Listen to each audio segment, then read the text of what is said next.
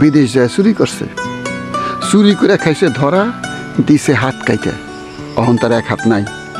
গ্রামে সবাই জানে আমি সিনেমার নায়ক হয়ে গেছি, আসলে তো এখনো হই নাই, চেষ্টার মধ্যে আছি।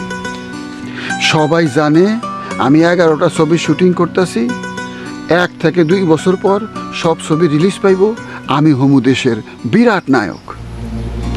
আমার সেই বদমাইশ বন্ধু আমারে ফোন দিছে, ফোন দিয়া কয়, দোস্ত তুই তো নায়ক হইছস, আমার জীবনে একটা বিরাট স্বপ্ন ছিল নায়িকা বিয়ে করুম, দেখ না আমার একটা নায়িকা বাউ করে দিবার পাস কিনা। আমি চিন্তা করলাম পরে তো একটা শিক্ষা দেওয়া লাগবো।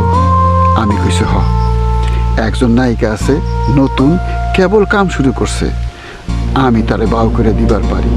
তাই একটা বিষয় তো বুঝোস, নায়িকা বিয়ে করা অত সোজা না, টাকা পয়সা খরচা